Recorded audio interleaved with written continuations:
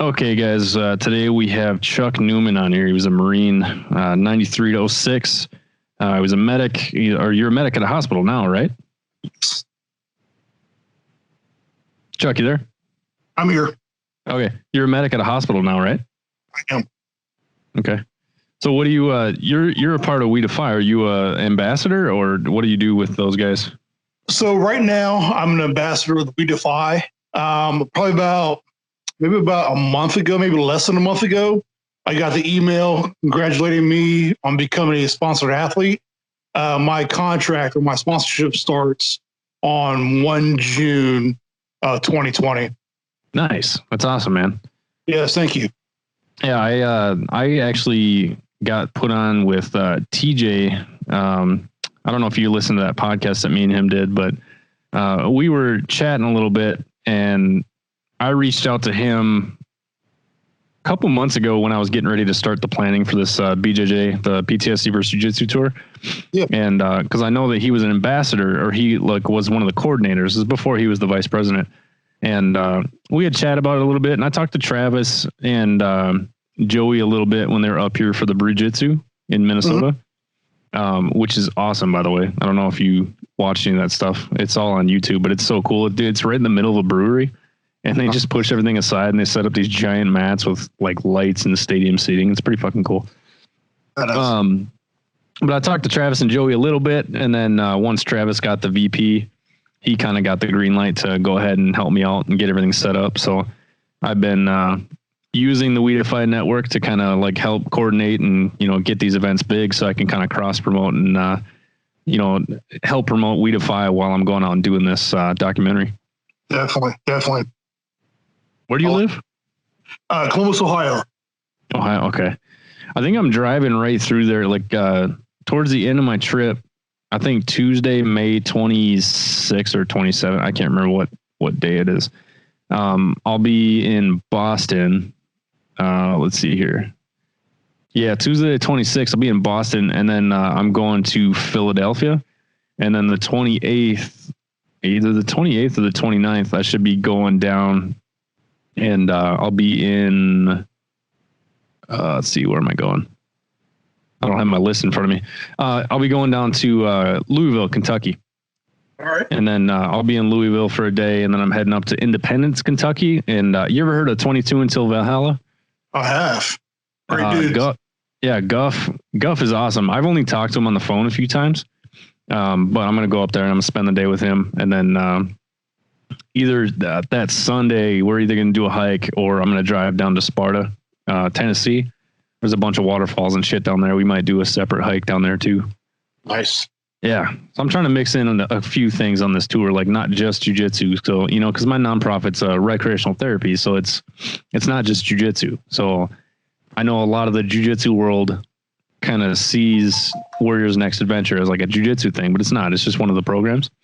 So it's hard for people to kind of keep up with all the shit that I'm doing, because I got so many different programs, because I need to reach so many different veterans, Right. Not all vets are into jiu-jitsu. So we do mountain climbing, we do hiking. You see anything about the wolves? I have. Yeah, that shit's fun, man. If you ever want to come up, just let me know. So okay. I'm working on getting a house, and I want to do like a guest area just in case I have any vets that want to come visit. And then I can have people come crash with me, and we can go, fuck around, go hiking. I can take them out to the wolves and do all kinds of stuff. Hell yeah. I like it.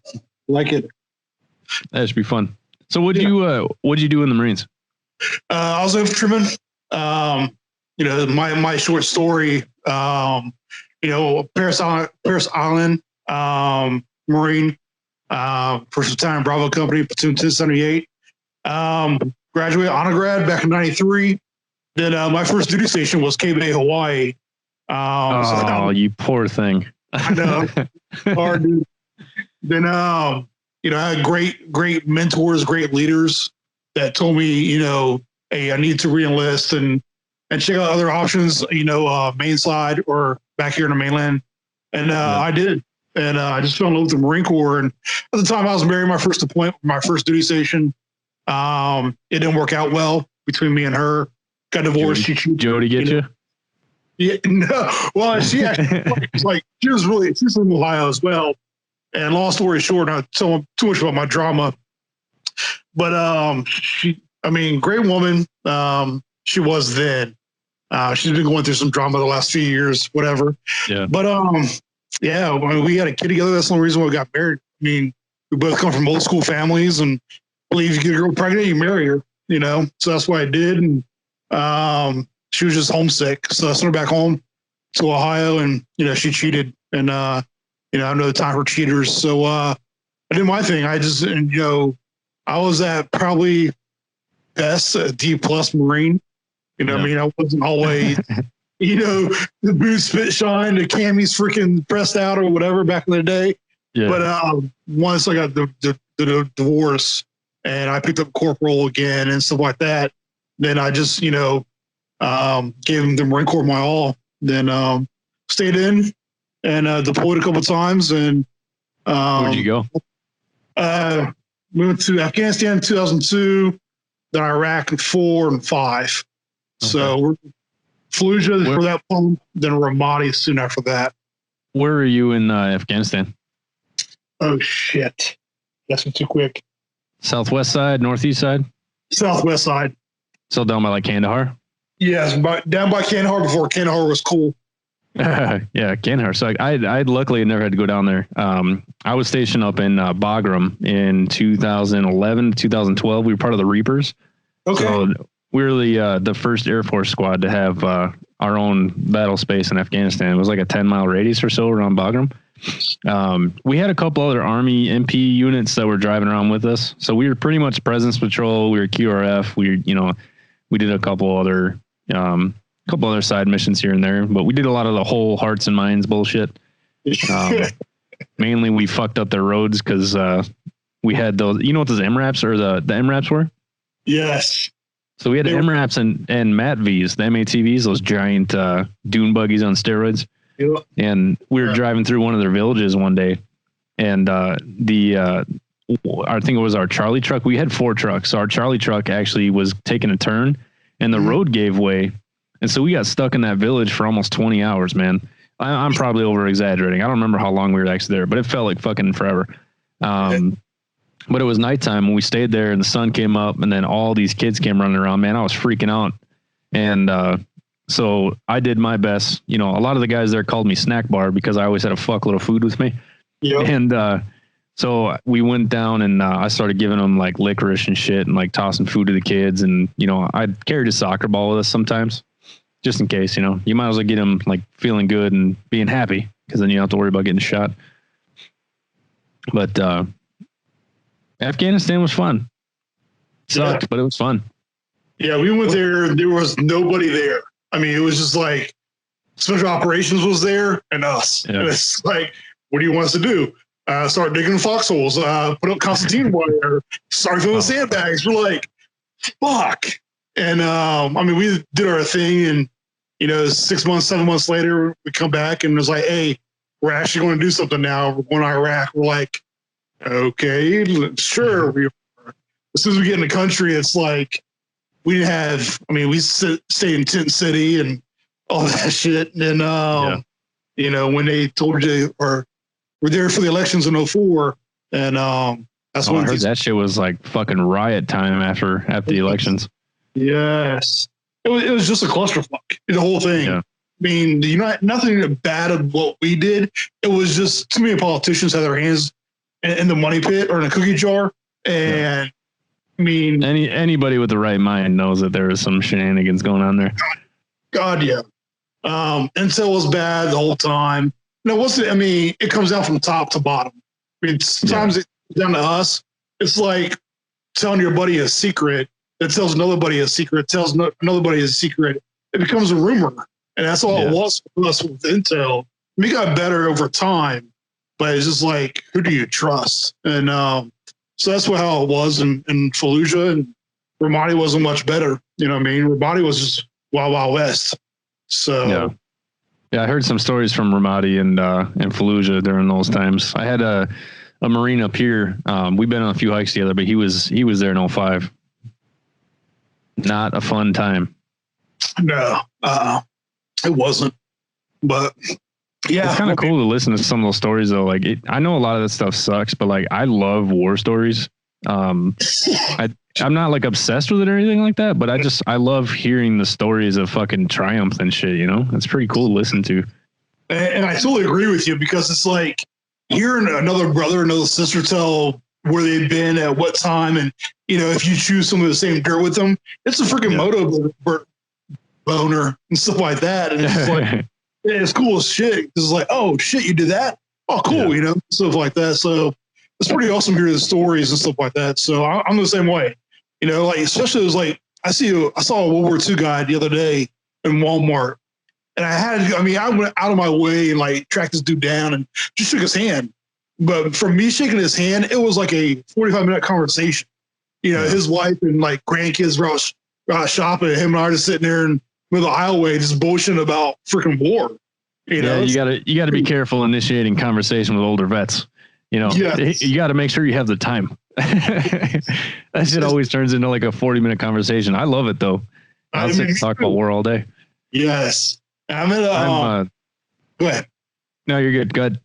Oh, I was going to say, I met this dude last week at Kroger's. I was doing like early morning grocery shopping, and he had like a Marine Scout sniper hat on. I was like, hey, sir, when do you serve? And he told me, I was like, hey. He was like, yeah, that's part of like the White Heather platoon. I was like, shut the hell up. I go, so you know Carlos Hathcop? He goes, yeah, I know Charlie really well. And I was like, Charlie? He goes, that's what we called him. I was like, holy shit. Just so, hearing like him tell his stories and stuff like that, I was like, man. I was like, I wish I could be with you all day long and just like go to the VFW and start drinking some whiskey, Yeah. But it's good talk. Yeah, I love it, man. Like I started a new thing. It's taken me fucking forever though. But I'm going to do a YouTube docuseries. So I'm doing all this stuff through the nonprofit. So this nonprofit is literally all of my passions, but it's all surrounding veterans, right? Yeah. So I love video work. I love documentaries. I love videos. I love telling stories. And so one of the things I decided to do is give me a docuseries on YouTube called Stories from Vietnam. And so what I'm doing is I'm finding Vietnam vets who have fucking awesome stories, who may have never told their story before, and I'm recording it on video. And so I'm taking it and putting a documentary together. And then it's going to be probably like 30, 45-minute interviews. I got one here soon. His name is Ron Lasuda. He did some crazy shit over there. He's already shared a few of his stories, and like they had like some friendly fire shit go down. And so, having those conversations and listening to the emotion of it, dude, like I love pulling emotion out of people. And when I can sit here and listen to people tell their stories about like how they're fucking alive, and they shouldn't be, maybe, that's why, like, especially like the Vietnam era stories are fucking great, man. I love hearing them. So the fact that I actually get a chance to tell these stories, that makes me happy. I love doing it. Oh yeah. Loving it, man. Loving it. Yeah. Yeah. So how did we start talking? Was it from the We Defy post, right? Yeah, it's actually from, I think TJ posted something on our Facebook page about your nonprofit. And I was like, I checked into it because there's so many nonprofits out there, and some of them are good, some are bad. But I was like, if TJ is posted something about another nonprofit, it must be good. So I looked at it for a couple minutes, started reading about it. I was like, holy shit, this dude's got something going on really great. So that's when I liked the page, and I went on the gram and liked you from there, and we just started chatting, man. Then you had that post up the other day about, hey, looking for somebody to do a podcast. And I was like, I've never done a podcast before. This should be interesting. I appreciate it, man. Like me and TJ sat down and we talked passion one day, cause he had to deliver my stuff, like my We Defy shirt and everything for the ambassador program. Yeah. And so we got together for lunch and we just sat and we talked about passion and about veterans and, the issues that we're all having. And, he bought in pretty quickly, mainly because like he knows that I'm authentic. I really give a shit about my brothers and sisters, and the shit that I've been through and put myself through. I finally realized that I have a story that a lot of veterans go through, but nobody talks about. And so I'm breaking the fucking mold, and I'm starting to get vets to start talking. get your shit out there. You know, you're not weak for fucking sharing some of the stories you're going through and reaching out for help. And honestly, talking about some of these things that we talk about, you know, it's going to lift some of that weight off your shoulders. Because when you share that information with other people, you know, what you're doing is you're taking some weight off your ship, and you're not going to sink anymore. Exactly. You know? And you're a lot of the reason, I'm sure you can relate to this. A lot of vets don't talk about some of the shit that they've been through because they think that they're putting weight onto other people's shoulders. They think that they're going to bring other people down with them by talking about their problems. And I totally agree with you about that. But we need to talk more as a veteran community. Everybody does, from the World War II guys to Korea to Vietnam to Shield Storm to us currently. We all need to talk, because we'll make that veteran community that much stronger. Then we won't have to worry about 22-0 or 20 a day or 20 veterans a day commit suicide. If we tell our stories, we're going to help each other out. And that's the thing that we need to do. It's cool we go to the VA, we get help from a civilian, but a civilian's not going to cure us like how another vet will. I mean, it just takes 5 minutes of meeting another vet and sniffing each other's ball sacks. But all right, this dude's you know what I mean? And it's like, all right, cool, this guy's legit. And hey, brother, what are you doing right now? Let's go get some fucking bourbon across the street and talk for hours. And that's how the brotherhood becomes. And that's how we sustain the brotherhood, is by we talk to each other about anything and everything. We're a different breed. I mean, we transform from going from basic training or boot camp to who we are now, or even going to combat. We're transformed now. We're never going to be the same person as we were 20 years ago, or when we were 18 years old and stuff like that. We're different. We're a different breed. Which it always surprises me when you get back, people are like, you're different. Like, no fucking shit. Yes. Yes. Yeah, I love it. It scares civilians, but for us, for our brothers and sisters, it's like, you get me. Nobody else does, but you do. And that's the light bulb effect, you know? Well, it's that and the humor and like everything. Like, you know, like with Matt Best, he did an interview on the news not too long ago, because they do controversial shit all the time. And the Black Rifle Coffee ads are the fucking greatest, because they don't give a shit and they just do what they want. You know, but like, have you seen Range 15? I have a couple times. It's the fucking stupidest fucking movie I've ever seen in my life, but I love it. Like, it's the most retarded thing I've ever seen, but it's the most hilarious thing I've ever seen, because it's all our humor, you know? And like the explosions alone, man, like I couldn't stop laughing at those stupid fucking explosions. It's like, Jesus Christ, they definitely ran out of money. But, you know, who gives a shit? It's just veterans out doing awesome shit, you know? Yes. My favorite part of the whole movie, I'm friends with Mary. Mary's the Army EOD thing that lost both her arms in Iraq. And Matt Best throws the keys like to some vehicle, and Mary's trying to pick them up. And she's like, really, Matt? You know, she's like trying to like hack and back it. You know what I mean? And I was like, oh man, it's hilarious. Well, when you can joke about shit like that, like losing limbs and all that shit, you know, it's like, you know what, you can sit there and you can be fucking sad. You can be crabby. You can let it destroy your life, or you can fucking laugh about it, man. Like, and that's what we do overseas. You know, so many people are like, oh yeah, man, overseas was like, you know, it sucked. And I was like, did it? You know, how many times were you sitting around like with, you know, waiting for all the fuck games to go around, and you're just waiting to go outside the wire, or you're waiting for a mission. You guys are just sitting there fucking around with each other. Those are the best times of our life. It's because we take it for granted. You know, those fuck time, or those downtimes, we take it for granted. Because I know I did. I'm like, I'm with Sassar and Marines. I'm like, holy fuck, let's go do something. Let's go do something. Let's go do something. But I wish I would have sat back, relaxed a little bit more, and enjoyed, you know, my Lance Corporal or my Corporal or the Sir or something like that before, you know, Lance Corporal so-and-so got killed. You know what I mean? Or Corporal so-and-so lost his leg. You know what I mean? Stuff like that. I wish I sat down, relaxed, enjoyed the moment, then went out and fucking killed everybody. You know what I mean? Well, not killed everybody, but did my job. So. Yeah, it's crazy. I mean, you know, I've done a lot of polls on a bunch of different groups before I even started this nonprofit, because I wanted to make sure I actually created a product that was actually going to work, you know. And you ever heard of the Salty Soldier on Facebook? I haven't. I'll add you to it. It's pretty funny. But it's just, it's a shit posting group for military people. Yeah. Then you have to prove that you were in the military too. You still have to like send them your D214 and shit like that. Like they have to make sure you were a veteran or you're active duty or something. So I did a few polls in there. It's like, what are some of the things that you miss from the military? Like, I want to know what are certain things that are really bringing you down. And so I noticed that lack of purpose and lack of camaraderie were two of the main things that always won every single time. And so what I started doing was taking both of those and then adding on another subject. So like the two options you would have in the poll would either be, what are two of the main things that you're having troubles with? One of them is lack of purpose.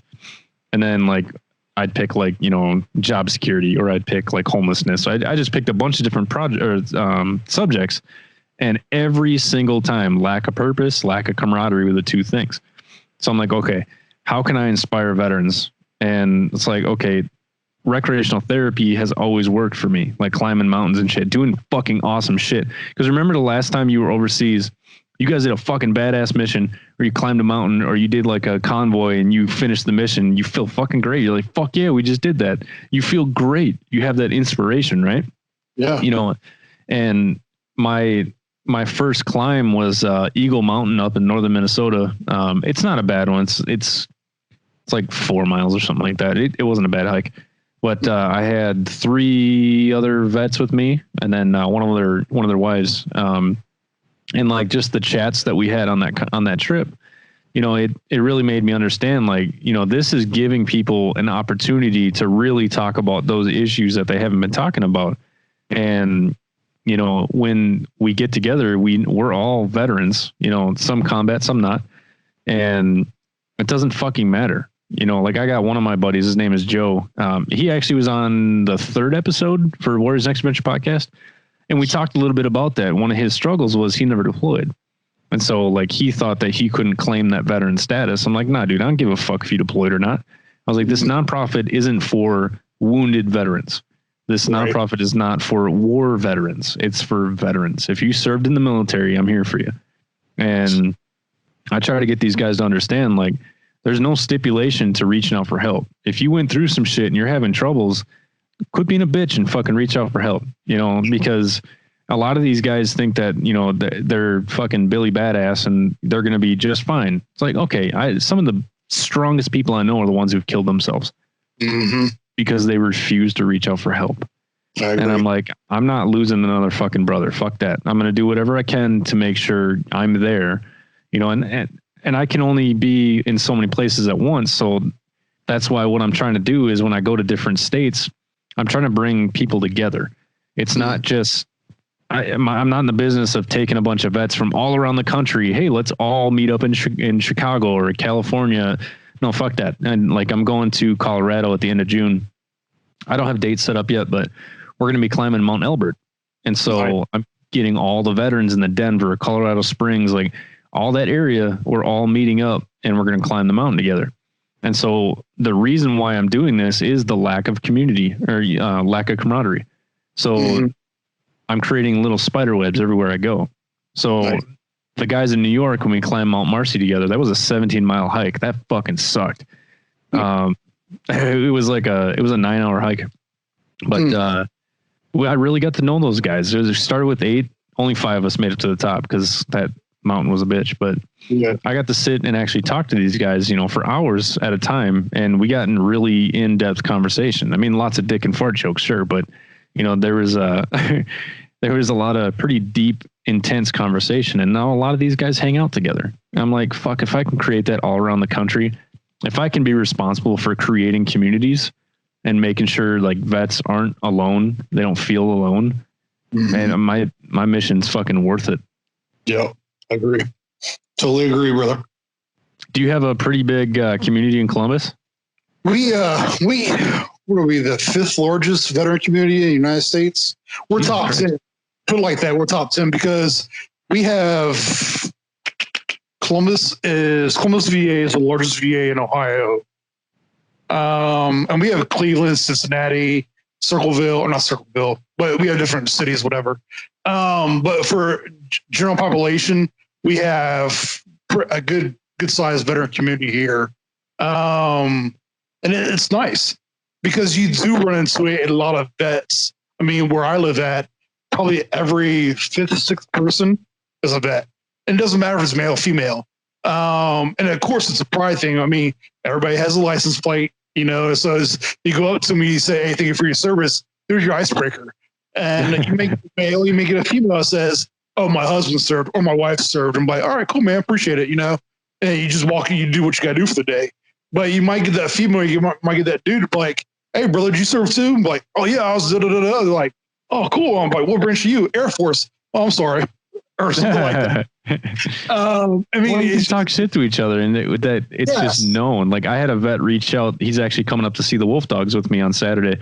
And never met the guy, never really talked to him. I'm not your typical counselor, mainly because I'm not a fucking licensed counselor. Right. I'm just doing what I know veterans need because A, I've talked to veterans. B, hey, I happen to be a veteran. And I know there's a lot of people that are skeptical about what I'm doing because I am not a certified counselor, but all I got to say to them is, first off, fuck off.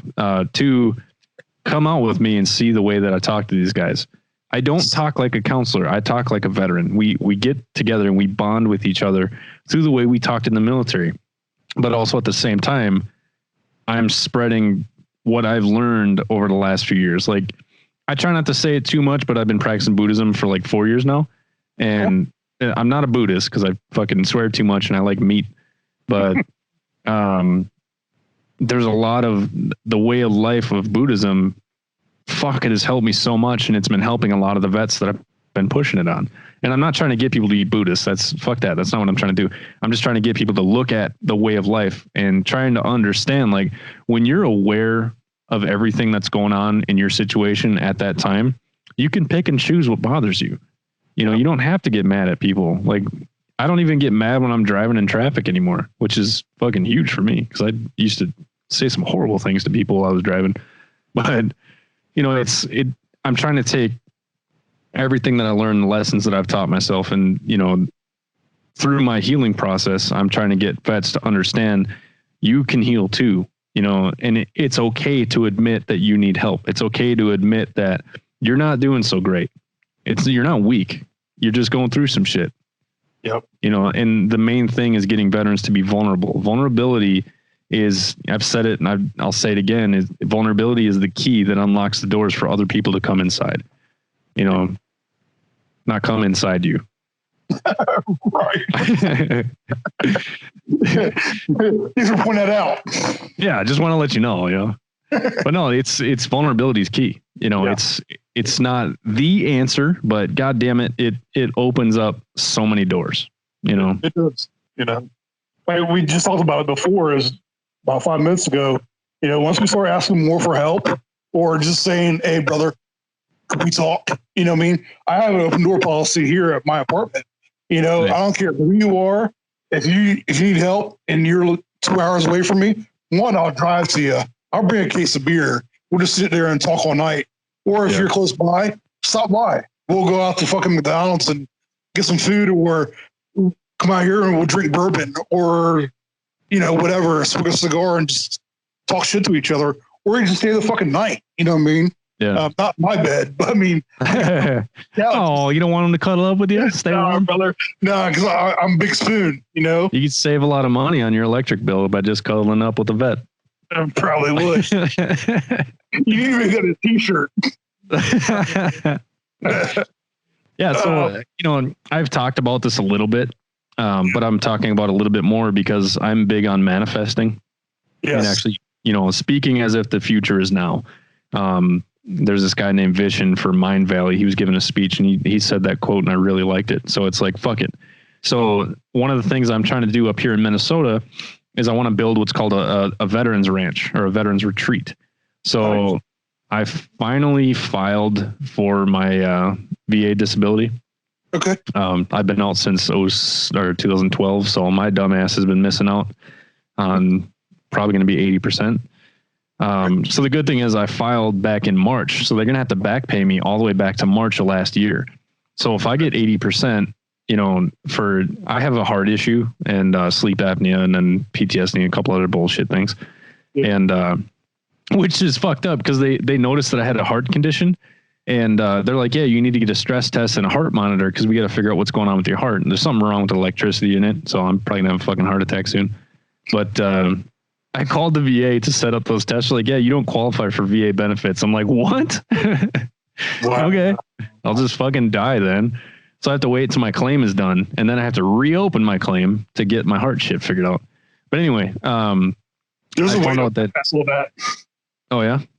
Just go through VA Voc Rehab, and once you get approved for Voc Rehab, then you get free medical services while you're in Voc Rehab. Write that shit down. Thanks, man. Yeah, it's good to know.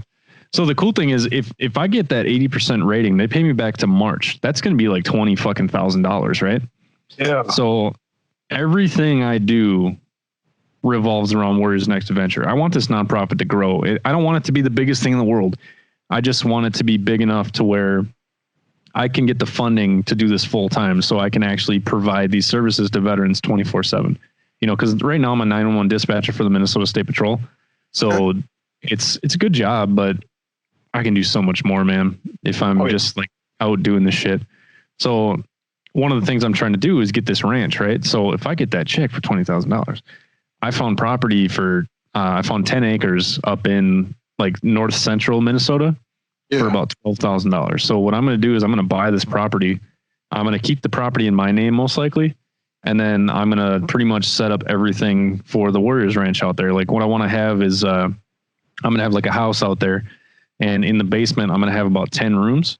They're going to be small. It ain't going to be like no fucking, it's not going to be a nice place, There'll be like a bed and a dresser and like that, but there's gonna be no TVs out there. My goal is to have no electronics, right? I'm not gonna tell people they can't bring their phones because that's douchey and people aren't gonna like that. But my goal is to get, you ever heard of the 3-day effect? No, I haven't. Tell me about that. So the 3-day effect is like, I don't know all the science on it, but the 3-day effect is the thought that when you spend more than 3 days without technology out in like the wilderness or out in the country, your biological clock actually resets and you actually start to sleep better. Your anxiety, your stress goes down. And so what I want to do with this ranch is it's going to be pretty much an activity center. Okay. So the main building is going to be, I'll have like 10 rooms in the basement. Main floor is going to be a giant kitchen with a huge table. And then we'll have like a lounge room, but no TV. But my goal is to have no fucking television. Like I was thinking about video games and stuff. Like, nah, fuck that. This is going to be different. So we'll have like a lounge room, but it's going to be small. And then I'm going to have one bedroom on the main floor for somebody to live in. I already have my option picked and I'm pretty sure he knows, but, and then I'm going to have like a giant pole barn. And in that pole barn, I'm going to have a mechanical shop because I was a mechanic for a while. I'm going to have a wood shop so I could teach veterans how to make shit out of wood because I was a carpenter as well. I'm going to have a weightlifting gym. There's going to be jiu-jitsu mats. Hopefully by this time I'm a black belt so I can actually teach legitimately. Okay. If not, I'll probably contract people to come out or I'll just kind of teach what I know because this is going to be a couple of years from now. But then on the upstairs, I'm going to have a podcast studio, but I'm also going to have like guitars and, bass guitars and like drum sets and shit so we can fucking rock out and have fun. One of my buddies had a great idea is actually having like a giant balcony out there and then so we can like do stargazing in the middle of the night because this place is pretty far away from any kind of lighting. So the stars are going to be great out there. But I'm going to have like a hobby farm. I'll have like goats and chickens and cows and shit and horses. I got a guy over in California is making me a throwing axe because he's a blacksmith. He's one of the guys I'm doing the jiu-jitsu thing with. And so I'm going to have a throwing axe range. I think I'm going to do an archery range. Okay. I'm going to stay away from guns. I'm not anti-gun by any means, but it's just liability stuff. I don't want to deal with it. Definitely. I'm also going to have a gardening area so I can teach vets how to garden because I got quite the green thumb. So I have so many different talents. It's like, why don't I just put it all into this thing? And it's all therapeutic, everything. It. So it's just going to be a big retreat. So you can come out for free. Vets don't have to pay a thing, but they have to get to Minneapolis. I'm not going to cover costs flights because I would never have any money. So there's an armed forces center at the Minneapolis airport. And I've talked to a few people that work there, and they said pretty much when the time comes, we're going to have all the vets meet up there. So everybody can meet up. And then what I'll do is I'll set a time like 5 p.m. or something like that. I'll pick everybody up at 5 p.m. in a van. We'll drive up and then we can, get settled in. But what I want to do is every day we have a new activity. We build something. We have a project we got to work on. We fuck around with the cars. Like I'm actually buying back my old Camaro. Okay. And I'm going to donate it to the nonprofit. So it's going to be the project car. Nice. Tear it apart. It's a 97 Z28. So cool. Yeah. I love that thing, man. Too many speeding tickets, so I had to get rid of it. I was going to say that. I mean, yeah, too many. We used to drag race in the military down at the Kingston drag strip over in Goldsboro. I was stationed at Seymour Johnson Air Force Base over in Goldsboro, North Carolina. Okay. And every Thursday we go down there for the test and tune, and we drag race. The shit was fun, man. Nice. Yeah. I actually got the Camaro down to high 12s, which was really, yeah, pretty surprising. Yeah. Very cool. So what do you do? What do you do for work? You said you're a medic at a hospital, right? Yeah. So I work in the ED, or the E. We call it. People know it. Civilians know it as the ER. It's not a room; it's a department. So we call it the ED, emergency department. And it's funny because I'm a dude. People are like, you work in erectile dysfunction? I'm like, fuck no, I don't. You motherfuckers. Yeah, so that's what I do. And it's you the fluffer. You're right. Am I the fluffer? We got chicks for that. But yeah, I'm a trauma dude. I love blood and guts and no fucking reward for little pay or no pay at all. I like it. And it's funny because going from the street, being a street medic to being a hospital medic, it's almost night and day for us. In the streets, I can pass, certain meds and do certain things. In a hospital setting, I can't. All I am is a glorified ass wiper, pretty much. Mm-hmm. There's like 5 meds I can pass, and 3 of them are fucking some type of aspirin and shit. So it's because I'm not a nurse, you know what I mean? Yeah. So I had a cool experience recently with the VA Voc Rehab. I was looking at nursing school, and I was looking at respiratory therapy and nursing school at the same time. And so my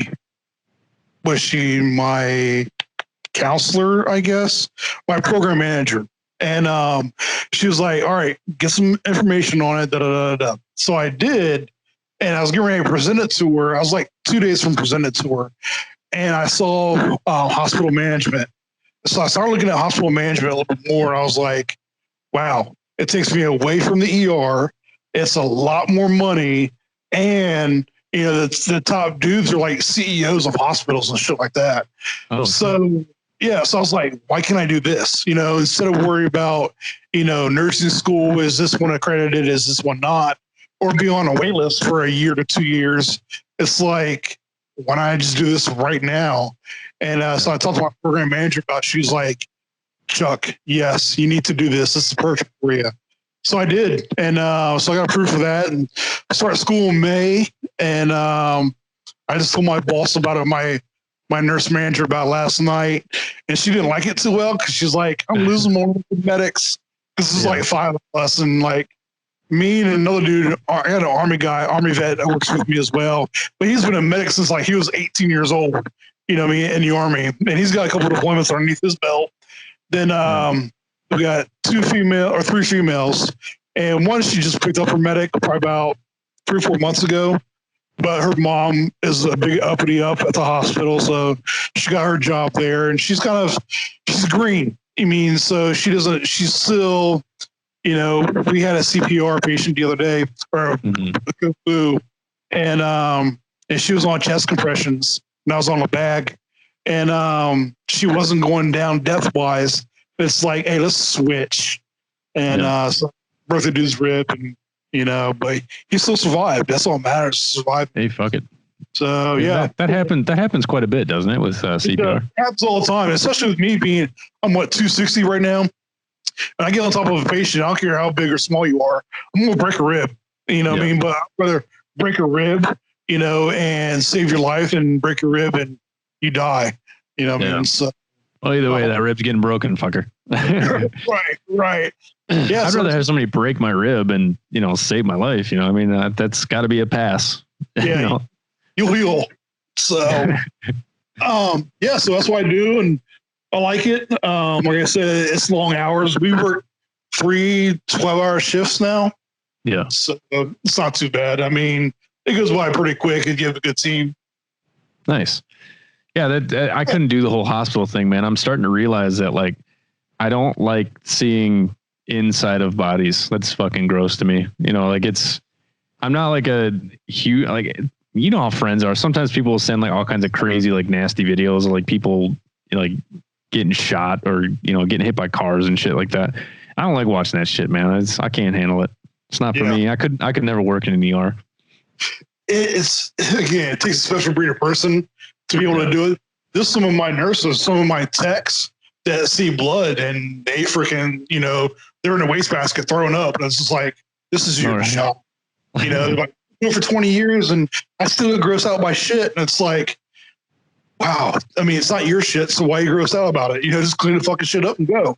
So, you know, I couldn't do that, man. I'm starting to realize that it's just, you know, because you see some shit overseas and you're just like, I don't want to see that shit anymore. So that's funny because, you know, I've had a couple of my buddies who asked me, or like I go on a Tinder date or some shit.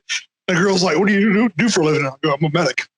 And they're like, oh, well, you see somebody else's shit or you see blood, does it affect you or anything like that? I'm like, no, it's not my blood. It's not my buddy's blood. I don't know who this person is. So why do I give a fuck? You know? Yeah, it sounds morbid, but at the same time, it's your way of just being like, meh, it's the job. Got to get it done. Yeah. Some people see it as like heartless. Like I'm a 911 dispatcher. So like, we see a lot of shit on camera. Yeah. You know, like anytime we see like a fatality crash on camera, we probably watch it 30, 40 times. It's not because like, it's not good. Not that we like it, but it's just, you know, being a dispatcher, a lot of times you don't get to see what happens. You don't get to see the result.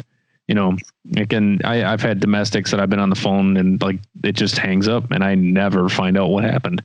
You know, so it's like when you actually get video footage of it and you get to see it, you know, it kind of makes life a little bit more real. You know, it's not that you want to see that shit, but you have access to it. I mean, you might as well watch it.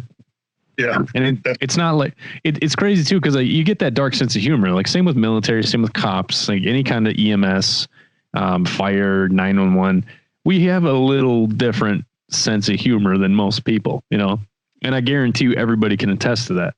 Yep. You know, I totally agree. You're dealing with dead bodies. You're dealing with like, you know, people's worst days. You don't sit there and make fun of them, but it's like you have to somehow laugh it off, right? And you find yourself laughing at certain things that you're just like, man, normal people would think I'm a terrible person right now. You know? Right. We definitely are not normal people. That's why we make the best comedians. You know what I mean? Some of the shit that we've seen throughout life, you know what I mean? It's like makes some of the best comedians ever.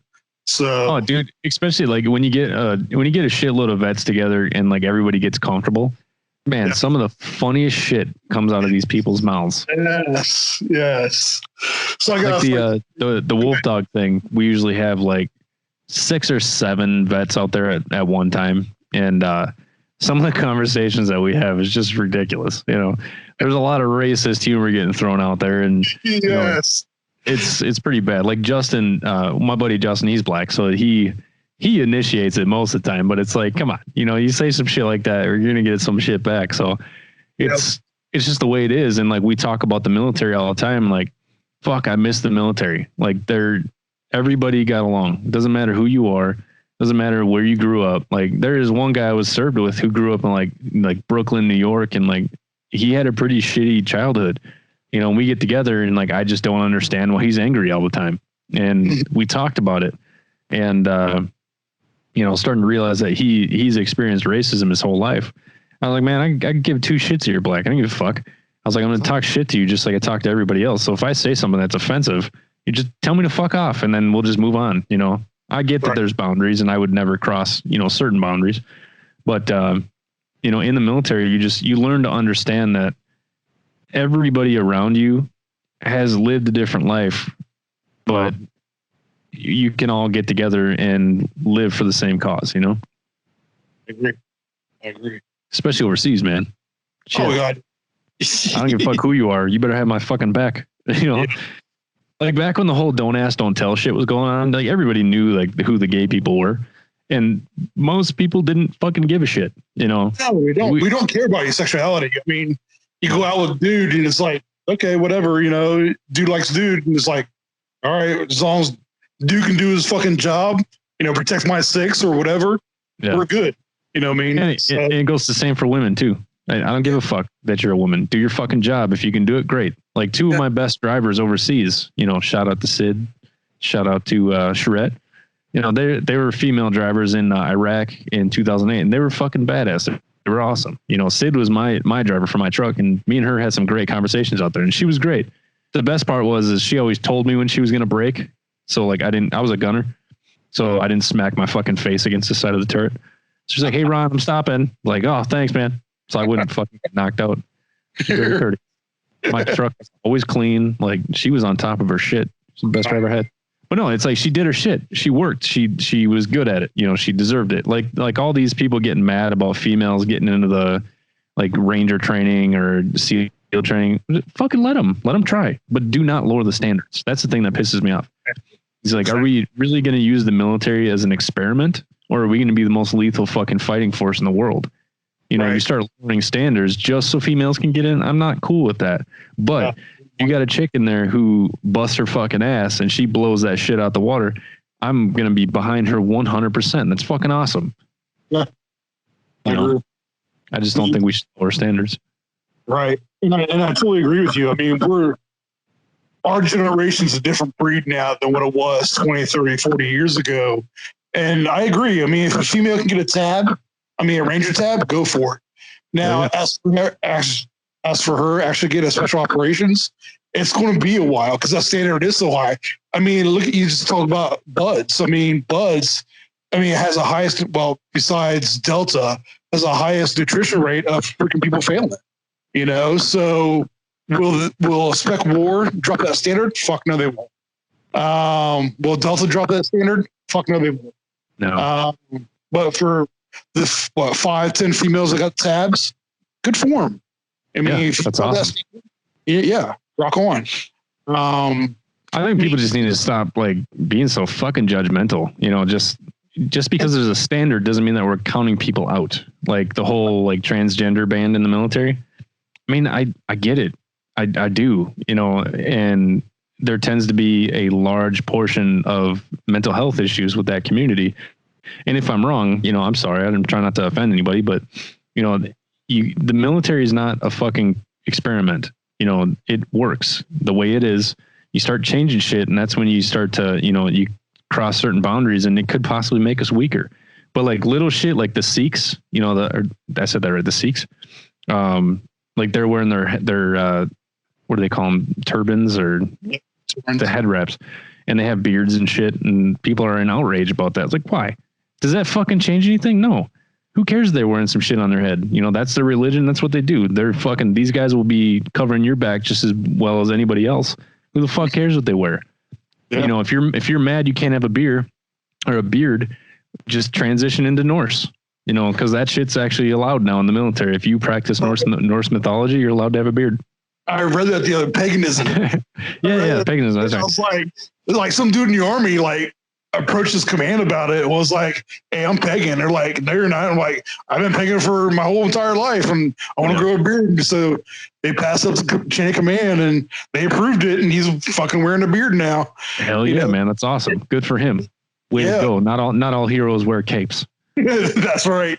And it's funny because I believe we're the only country in the free world that does not have beards. Dude, it looks badass. You know, B, you go overseas to the Middle East, they respect you more if you have a beard. You know, so it's like, dude, why take that away? just because it's all based off of old school, like World War II and everything, just because of hygiene. Like, it's not like it's not like that anymore, and that's why you go over to the whole, like, things change, right? And where it's like, you're allowed to be gay in the military, which cool. There was already gay people in the military. So if anybody was outraged by that, they're fucking stupid. But with the whole trans ban and everything, I don't know how I feel about it. I understand it, but I mean, I think I'm lean towards being a libertarian. I think everybody should be able to do whatever the fuck they want. I just want to smoke weed and carry a gun at my gay Muslim friend's wedding. Just leave me the fuck alone. Right. The whole thing, I understand. Right. And I do too. The whole thing about the transgender thing, it's not going to be you submit whatever paperwork becomes transgender and have the military pay for it. There's so much more, and it's not going to be done within a first enlistment.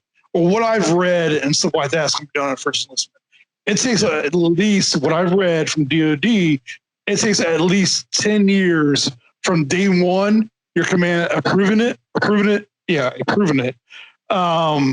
for you to go through psych evals, all this medication, taxing, pretty much using taxpayer money to do what you want to do. I mean, it takes, I don't know if there's anybody that's in the military that's actually done the whole procedure while still being in the military themselves.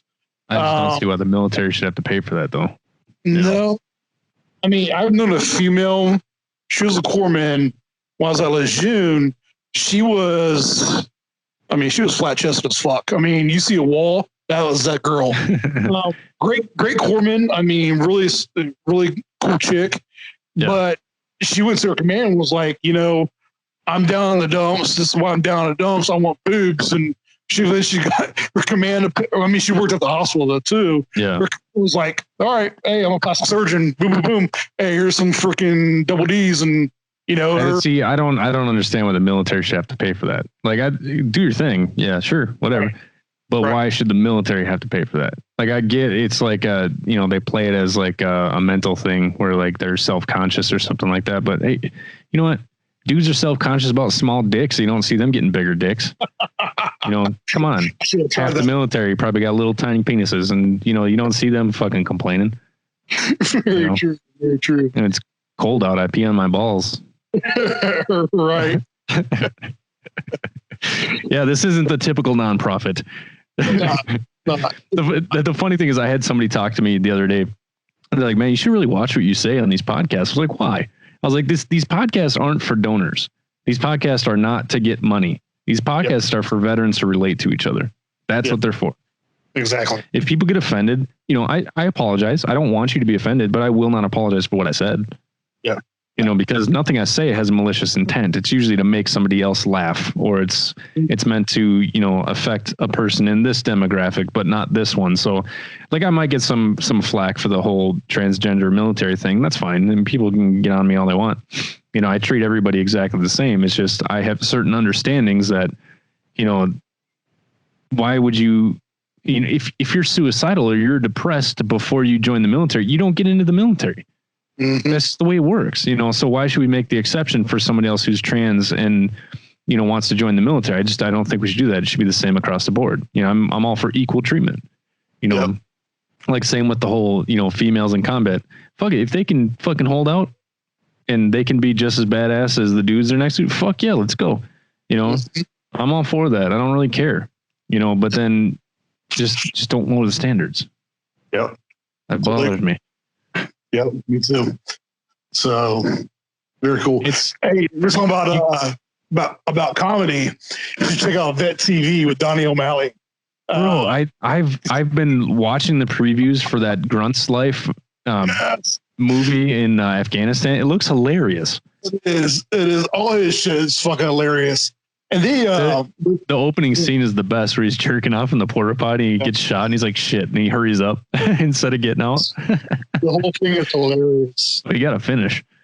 Yeah, that's right. It's a true story, because we've all been in shitters or the fucking Outback and then be like, oh fuck, I'm fucking horny as fuck. Like just do your thing, you know? So, well, the funny thing is it's a stress reliever. If you really think about it, like I had stressful days overseas. I wasn't like, cover your ears for people that get offended by this shit. I wasn't like horny or anything like that, but I was just stressed the fuck out. So you go beat off real quick. And then next thing you know, you're just like, okay, I feel a little bit better. It turns out to be like a relaxation thing. Like it's not a sexual thing at all, and then you get so comfortable. Like in Afghanistan, we lived in a fucking 60-man tent with 90 people. It sucked, but you could fucking hear people jerking off. It's just like, whatever, dude. And you don't even care. Like you just don't get offended. And that's why a lot of vets just aren't offended by shit. Cause you see shit like that, like gross, and you just keep go upon your day. Right. It just happens. The next day. There's a meme out there. It says when people say thank you for your service, but you have flashbacks of you jerking off in a porta potty. Oh, so true. So true. Dude, the funniest part is like when you're overseas and you start seeing all those fucking those printout emails like, please stop masturbating into the showers. It clogs the system. It's like, why do we even need that? Like, right. This shit was so funny. It's like, dude, the fact that we used to see this was like, well, now I'm going to do it just out of spite. It's like the systems weren't made for sperm. It's like, oh my God. Oh man, it's so funny when you get so used to that way of life overseas and you come home and it's such a fucking shock. People are so offended. Yes. I blame social media. Oh, for sure, man. And there's so many people that just like that victimhood mentality. It's like, why are you getting so offended? Like, why are you letting that bother you? I just don't understand it. Right. I can get inside of people's heads and I can see where they're coming from, but still, with meditation and mindfulness, everything is, you're so aware of your situation and what people are saying to you. That awareness lets you choose if you're going to get offended, like you can say whatever you want to me and I'll sit there and think about it for a second. I'll be like, okay, I'll either say fuck off or I'll laugh or I'll just move on with my day, because why give that reaction? Because half the time when people are talking shit, they're just waiting for your reaction. If you just look at them and just say, just move on, fucking give into it, because the whole outrage culture is just fucking ridiculous these days. Yeah. Sad. Fucking sad. Some of you never jerked off in porta potties in Iraq, and it shows. Do you make that one to a meme? Oh man, I miss it though, man. Like that's some of the things that I miss. Not jerking off in porta potties, but just the bullshitting. The bullshitting around the day room, waiting for mission to start. Miss that stuff. Yeah, those good old days. Yeah. That's kind of the feeling that I got when we were standing around Mount Marcy with all the guys who were getting ready to climb. We were all sitting there just waiting. We had Casey was a little bit late. So we were waiting for her to get there, but she ended up fucking smoking us all up that mountain. Shout out to Casey. She's over in Kuwait right now. But she fucking smoked us, dude. She made us look like a bunch of bitches. She was demasculating us the whole fucking time. Cause like she's Air Force. So she was just fucking flying up that mountain and all of us fat old veterans are just like, God damn, we need a second. Okay. We need to sit down. She stands like, you guys, you bitches ready to go? Or are you going to sit there and lick your pussies a little bit more? It's like, Jesus Christ. Like, God, stop being so mean. She talked mad shit the whole time, but she was great. It was fun. It was a good trip. But yeah, just standing around waiting to climb up that mountain, man. It's like, dude, this is what we used to do before missions. We just sit and fuck around and smoke cigarettes and talk shit to each other. I love the fact that, that I'm able to recreate shit like that through the nonprofit. Mm-hmm. Yeah. People miss it. They'll never admit it, but they miss that shit. Yeah. Oh, we all do. Yeah. Some way or some form, some fashion, we all still miss it. I mean, doesn't matter how shitty it was at that time. You look back at it now, 5 years later, 10 years later, and you're like, fuck. Take you back to that time and let's go fuck off for a while. Yeah. Well, there's an old saying my jiu-jitsu coach, Mark, says, and we actually said it in that first podcast. I'm probably going to butcher it, but there's a movie out there and he says like, I didn't like those guys very much, but God damn it, I miss them. Yeah. We all had those guys on the deployments that we just didn't get along with. I was kind of a douche back in the military, but, and I've actually reached out to a few people and apologized for being an asshole back in the day. But Jesus Christ, man, there's people I could not stand on some of those deployments, but fucking A, dude, if I saw them, I'd give them a big ass hug and probably give them a kiss too. Yeah, I'm the same way. I mean, me running a platoon, I had to be a dick all the time, but downrange is totally different. I mean, my attitude changed a little bit. I still intensity. I mean, it's still probably intensity, but now, seen a couple of my dudes last 5 years and just by, hey, bro, they're like, hey, you do what you got to do. So we had good times. So cool. Yeah. Hey, how did your nonprofit get along with everybody else? Like with hypothetically like a Team RWB or something like that, or Win and Wear Project. Oh, dude, I'm not in the business of competition. So if any nonprofit wants to come at me in a competition mode, I'm going to be like, okay, that's not what I'm here for. Because the way I see it is, TJ from We Defy, he always says, 1 + 1 = 3. Yeah. And I'm all about teamwork. So like We Defy with this documentary, I wanted We Defy to team up with me so fucking bad because I know it was going to get more publicity, but at the same time, I love We Defy and I love what they're doing. I mean, I'm an ambassador for We Defy for a reason, because I think it's such an amazing nonprofit, and the fact that I get to work with We Defy, I mean, it's awesome, dude. So like, I just set up Portland at 10th Planet BJJ, this guy named Tobias, but they're a We Defy gym up there, and I got another guy working on Victory Martial Arts where Jocko trains. Nice. So, down in San Diego. So we might actually be doing something down there. I'm hoping Jocko gets involved, but he's a busy guy, so I get if he doesn't. That's Jocko's gym. Yeah, I know. I got a hold of a guy who's the We Defy rep down there. So, so We Defy has been great. And, I told him, I was like, look, dude, I don't need any money from you guys. I'll take care of that on myself, but I want you guys to, to share what I'm doing, because this documentary is literally about what you guys are all about, and I'm not a jiu-jitsu nonprofit, but jiu-jitsu is a big part of my life. And, why not team up? I mean, I would be shocked if We Defy said no. But then I'm donating 10% of the proceeds, for the, GoFundMe. After expenses, I'm donating 10% to We Defy. Awesome. Yeah. And it's like, and if there's not enough in there, I'm probably going to donate a little bit more, just because I'd like to sponsor an athlete for a year. But the likelihood of that happening it's pretty slim, because it's pretty expensive. It costs like $2,500 to sponsor a vet for a whole year. So it's a little pricey. Yeah. So, but if I can help, I'll be happy. And if I can get some publicity out there and like for the actual documentary itself, I'll be adding We Defy on as a partnership, and then Fuji is a official sponsor, because I don't know if you saw a Facebook post, but I finally got my Fuji gi. Nice. They made one and personalized it for me, put a We Defy patch on there and the Warriors Next Adventure patch. And I got people reaching out. They want that patch, the Warriors Next Adventure one. So I think I'm going to get a bunch of 4x4 circles made. Okay. So I think they're pretty cool. And for the pricing and everything like that, I think I'd have to sell them for like $20. That's not bad. No, and it goes for a good cause, so it's like a lot of folks are like, how much do you pay for that? I was like, well, that's not the issue. That's irrelevant. This isn't just to sell patches. I'm using it as a fundraising thing, so most people who donate, here's $20, and when I tell people, when you donate to Warriors Next Adventure, what you're doing is you're donating, you're giving inspiration to veterans. I'm taking them up mountains, or I'm, getting this veterans ranch built. I'm trying to get to the point I want veterans to be inspired again. We lose some of that inspiration when we get out of the military, because you feel like you're done. That's not the case.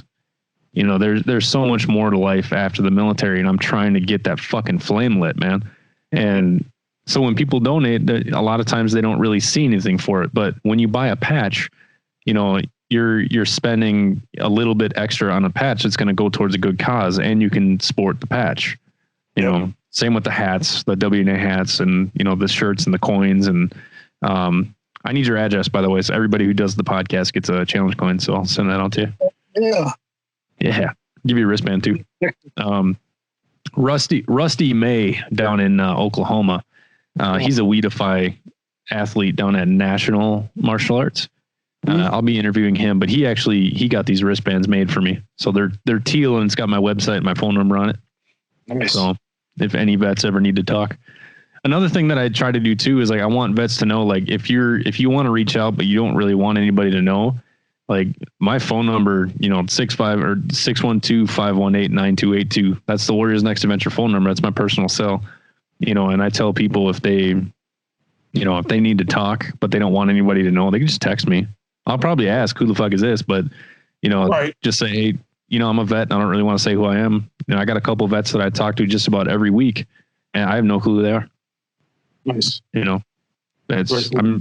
I want people to be able to reach out without fear of, being scrutinized, having that person you can reach out to, there's this lady named Lena from the Brooklyn Center, vet center up here in Minnesota. She gave a speech and it made a lot of sense. It was like, who's your 3 a.m. friend? When shit's getting rough and the demons are coming at you, who's your 3 a.m. friend you can call like right now and they will answer the phone. I pick up the phone quite a bit at 3 a.m. So my goal is to never have a vet fucking have to get to that point where they try to kill themselves because they didn't have anybody there for them. Yep. So I go back and think sometimes when I created this nonprofit, it's like, I want to be everything I wish I had when I was at that point. Because I felt alone and I don't ever want any vets to feel alone again. Yeah. I think you're heading in the right direction, brother. So keep doing your thing. Thanks, man. I appreciate it. It's a lot of fun, putting out this content too, I think is important with these podcasts. Because just hearing two vets talk, there's going to be hundreds of people that relate to what we're talking about. Oh yeah. And just feeling that, that relation, knowing that somebody cares, it's important. Yeah. So, well, we're probably going to cut this off, man. We just hit an hour. So I appreciate you doing this, man. Thank you. This is my first interview on Skype. So how'd it work out for you? Well, I mean, my initial podcast was video and I was doing it on YouTube, but I hated the quality. It was terrible. Right. So now that I figured out, I got an actual system and everything, video hasn't been something I've really worked out. So I might start doing video in person. Okay. But if it's like this, I'm probably going to just keep it audio. Cool. So I'll let you know when I get this out. I'm almost up for data for the month and I got like 3 podcasts on hold. So, pretty much what I'm doing now is I'm building my storage so I can release something every 2 weeks or every week if I can. I like it. So I'll let you know when I get this released and I'll send me your address and I'll mail you that coin. Cool. Sounds good.